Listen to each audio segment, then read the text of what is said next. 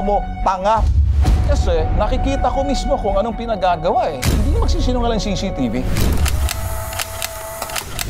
Ipakukulong ninyo kung may nilabag na batas, pero hindi nyo lalagay ang batas sa inyong mga kamay. Hinalalman kayo ng tao ba para pagsilbihan sila, hindi para saktan sila. Opo, sir, opo. Pero bibigyan kita ng puwang, aayusin mo ito bukas ka. Kasi pag hindi mo sila sasampa ng kaso, ako naman ang lilintik maghahunting sa'yo rito. Lulusubin kita riyan, dudurugin kita sa ginawa ng mga tao mo kasi may pananagutan ka. Narinig mo ba ako? Dudurugin kita. Hindi ako nagbibiro.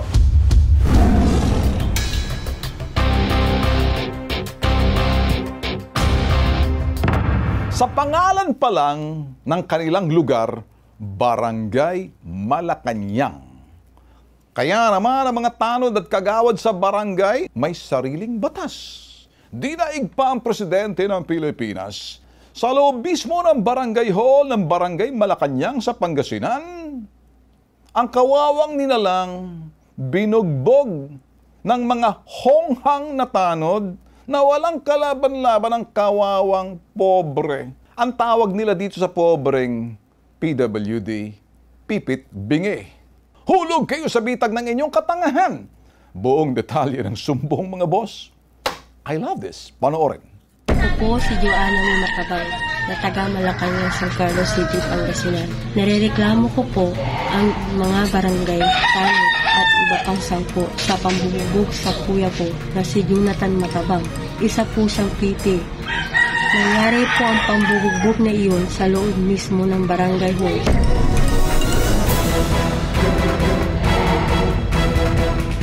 Sa kadahilanan, sinipa po ng kuya ko ang pintuan ng kapitbahay namin. Dahil sa pang-aasar po nila, dinala po nila ang kuya ko sa barangay hall at pumayag po kami kasi akala po namin aayusin po nila ang gulo. Yung pala, bubugbugin po nila ang kuya ko nang walang kalaban-laban. At ang sabi po ni Kapitan, disiplina lang daw po iyon. Sana po ay matulungan niyo po kami sa pananakit sa kuya ko. Magandang hapon sa inyo, Jonalyn. Hapon, sir. Okay. Magandang hapon din po, sir.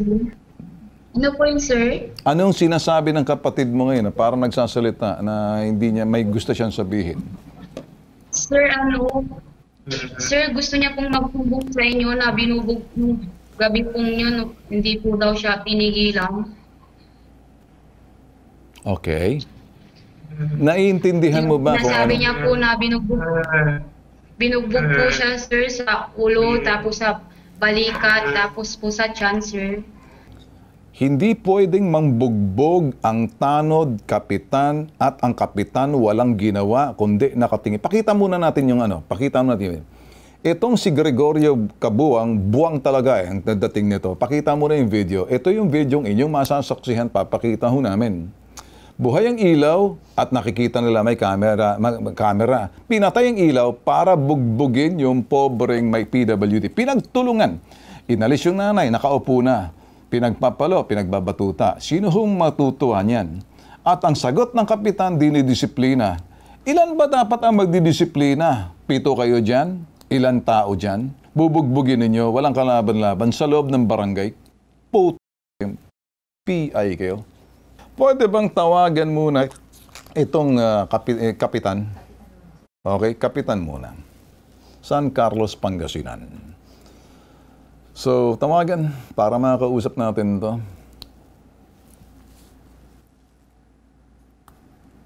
Okay. So, tinatawagan na ho natin. Kung kayo ho'y nanunood sa pambansang sumbo, iba hong atake ho namin. Hindi ho kami kakampi. Tagapagtanggol ho kami. Pag sinabi mong kakampi, kakampihan mo lang, magsisimpatya ka.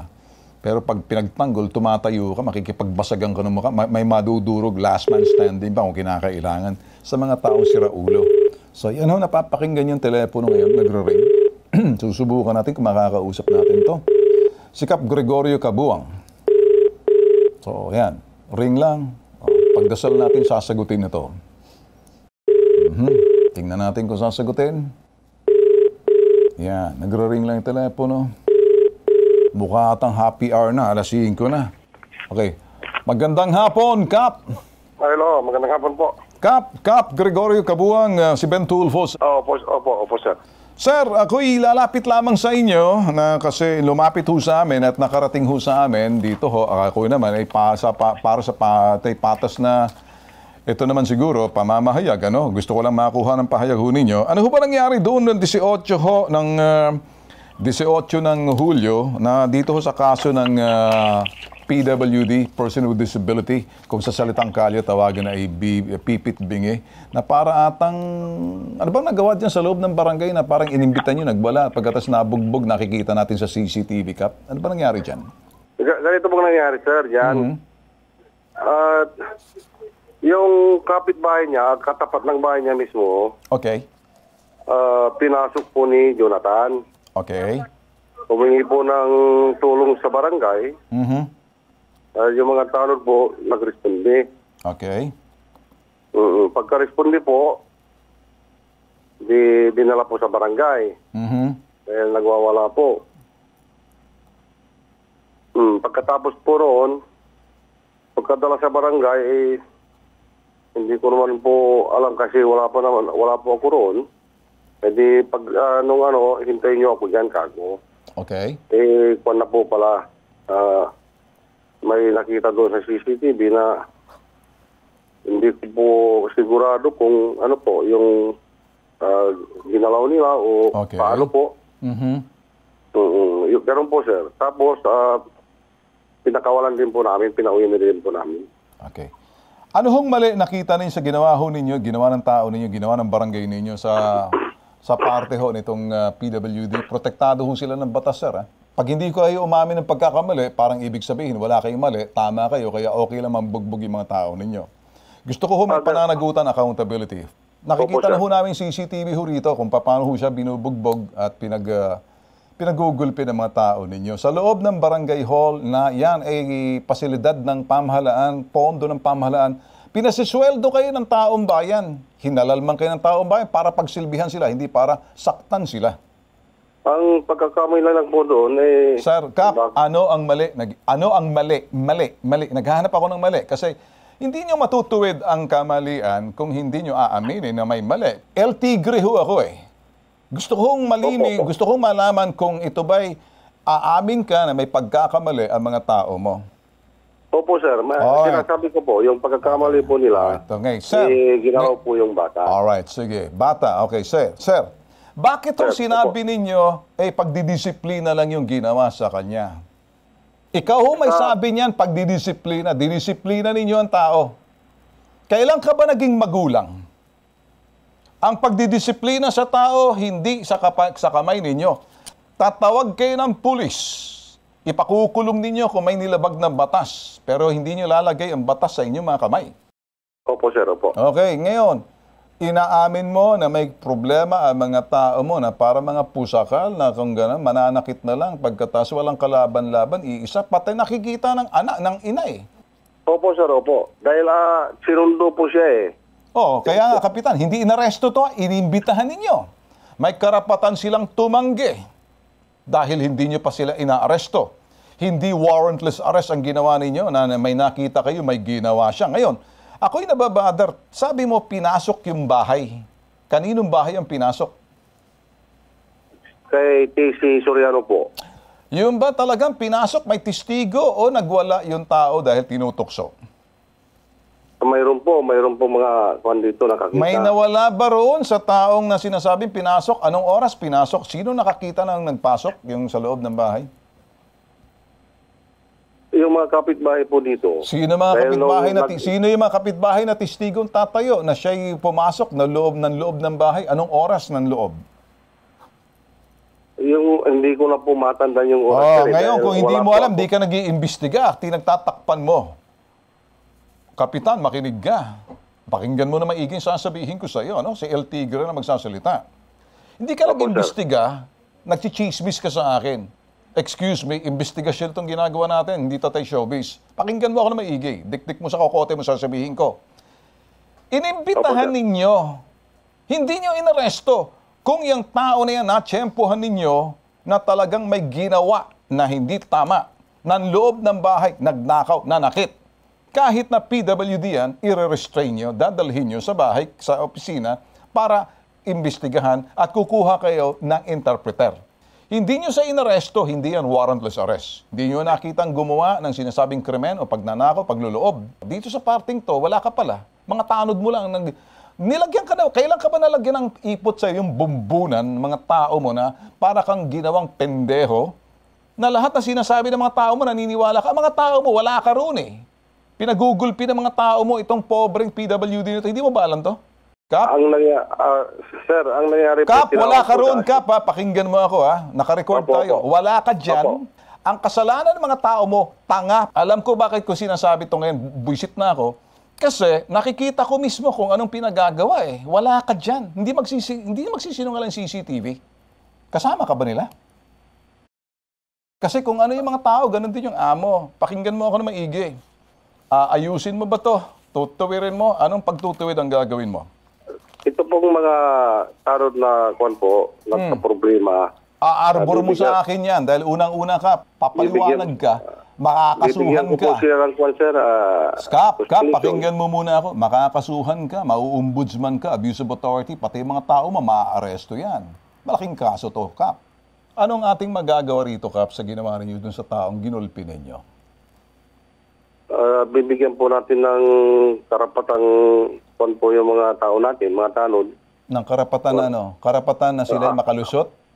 O Hindi bibigyan po, mo ng yung- karapatan ang tanod na to na isuko ang kalamang sarili, sa makasuhan, may pananagutan ka, ikaw mismo ang magsasampa ng kaso sa mga putok sa buhong pendeho to. Kasi pag hindi mo sila sasampa ng kaso, ako naman ang lilintik maghahunting sa'yo rito. Lulusubin kita riyan, hahanapan kita ng ano pang dudurugin kita sa ginawa ng mga tao mo kasi may pananagutan ka. Narinig mo ba ako? Dudurugin kita. Hindi ako nagbibiro. Yan, anak mo ba yung ano? Yung isa, pakita ngayon, kaapelyido mo. Pinsan Ano? po, pinsan. Pinsan mo, ano yan? Tanod? Tanod po, tanod. Kaya naman pala eh. Kayo bang makapangyarihan dyan? Ano kayo pag pumunta ko, pag pinagtatadyak-tadyakan ko sa sentido, tingnan natin. Ayusin mo ba to? O wala kang Ayusin po gagawin? natin, sir. Anong ayos ang Ayusin po gagawin namin. mo? Anong ayos ang gagawin mo? Ora po yung mga tanod natin, bibigyan po Gusto natin. ko din ng- makita, Kap, na meron kang report. Tutulong kami. Pagsampa ng kaso, malilang ka pag hindi mo inayos to. Opo, sir. Ayusin po namin. So ngayon, hihingi ka ng paumanhin sa pamilya. Opo, May sir. budget kayo sa barangay. Kawawa naman yung pobreng PWD. Opo, sir. Kap, siguraduhin mo maghihingi ako ng update sa'yo. Bibigyan kita ng medyo para makahinga ka. Hahayaan muna kita. Buisit ako sa'yo, pero bibigyan kita ng puwang, aayusin mo to bukas, Kap. May update ka sa amin. Huwag ka magtatago sa amin kasi kung hindi, hahantingin ka namin. Dalhin mo yung mga lintik na mga tao. Paluhurin mo. Gusto ko makita ang video. Paluhurin mo. Humihingi ka ng dispensa sa nanay. Lahat ng mga yan, malalaman ko. Paluhurin mo. Gusto ko nakaluhod sila isa-isa. Diyan mismo, kung maaari, sa labas ng bahay. Opo, sir. Opo. Okay, sigurado ka. Gagawin po natin. Ang Opo, video ay gagawin po namin, manggagaling sa inyo kasi kung hindi, magpapadala ako ng aking mga brigader yan. Hindi ako nagbibiro. Opo, sir. Hayaan muna kita. Gusto ko malaman sa pamilya na to, Kap. Saka bukas, Kap, mag-uusap ulit tayo, ha? Opo, sir. Maraming Anytime po. salamat. Tawag lang po kayo. Sige. Sige, kakausapin muna natin to si Jonalyn Matabang. Jonalyn, magandang hapon sa iyo. Magandang hapon po, sir. Naririnig mo ba kung ano mga sinasabi ko kanina sa kapitan? Opo, sir. Opo.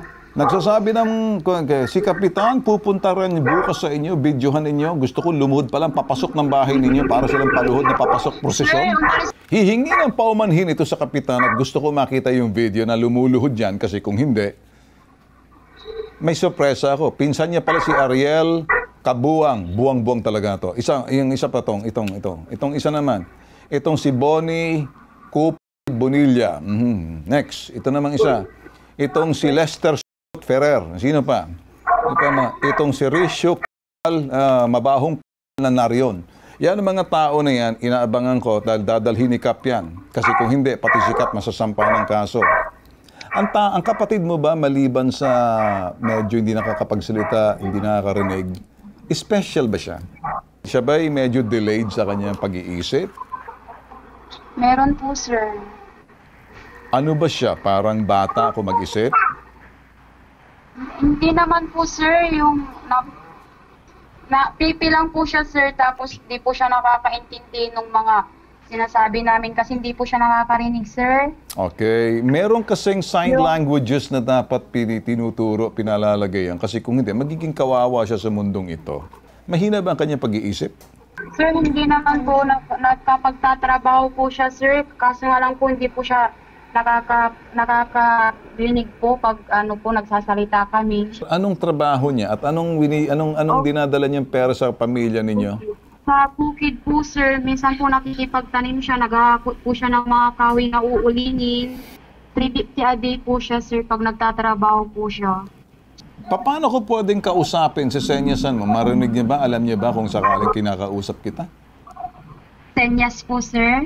Oo, paano mo masisenyas na parang gusto ko siyang makausap?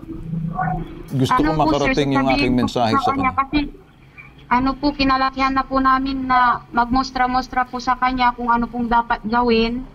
Ano yung sign lang? Mustra-mustra? Opo, sign lang po siya. Pwede mo ba siyang i-sign na parang gusto mong sabihin sa kanya, ako si Ben Tulfo, naaawa sa kanya, tutulungan ko siya? Opo, sir. Alam niya po kasi po, sir, pinapanood niya po sa YouTube yung mga palabas niyo po, sir. Okay, wala namang letra. Paano? Titingnan niya lang aksyon. Hindi niya po alam yung pangalan, sir, kasi po di naman po siya nakapag-aral. Pero mukha ko, alam niya mukha ko. Opo, alam niya po. Alam niya rin po yung mga kapatid niyo po, sir. Katabi mo ba Mabait siya? din po siya Opo, katabi ko po siya, sir. Alam niya ba na nag-uusap tayo ngayon? Opo. Sinabi ko po sa kanya, sir. Minostra ko po sa kanya. Balik mo nga ang video, tingnan natin sikap. Gusto ko makita nga to si Jonathan, kawawa naman. Ipakita mo nga sa akin, pakawain mo nga sa akin si Jonathan. Jonathan, ipa-senyas mo sa kanya.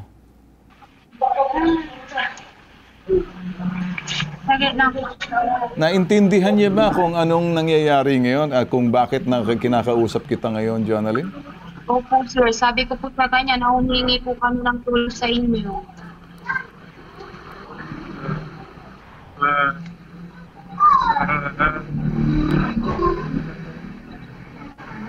Binugbog ka. Sa ulo. Natamaan po siya sa sir. Dito po yung niya po, yung bukol niya po. Meron po siya dito. Okay, ganito. Sige. Ganito ang gagawin ko, Paano kayo nabubuhay at natataguyod ng tatay Dati ninyo? po silang jeepney driver, kaso nga lang po nung nagka-pandemya po, wala na po. Sabihin mo nga kay Jonathan, bibigyan ko siya ng ayuda. Salamat po, sir. Kaya sabihin mo sa kanya.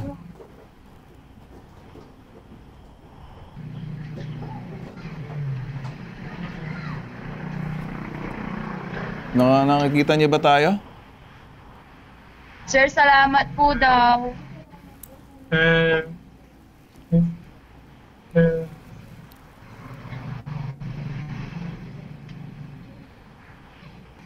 Sige, bibigay ako ng ayuda kay Jonathan para kay Jonathan, naawa ako, ha?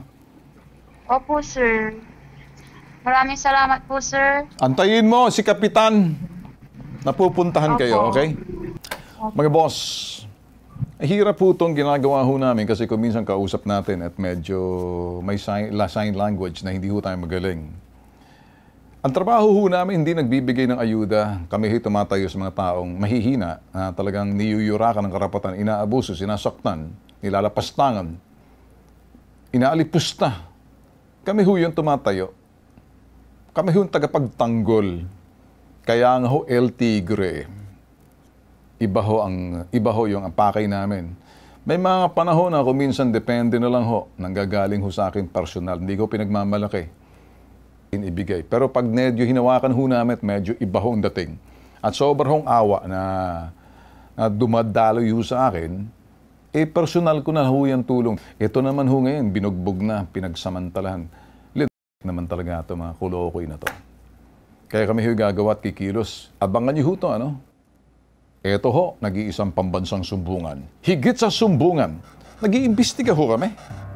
Hinahamon ho namin kahit sino mga kinaukulan, nagmamagaling dyan.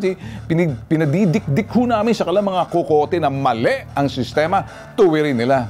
Ano bang reklamo? Aaksyonan ho namin, naninindigan ho kami, babanggain ho namin ang nag-iisang pambansang sumbungan, El Tigre, Bitag.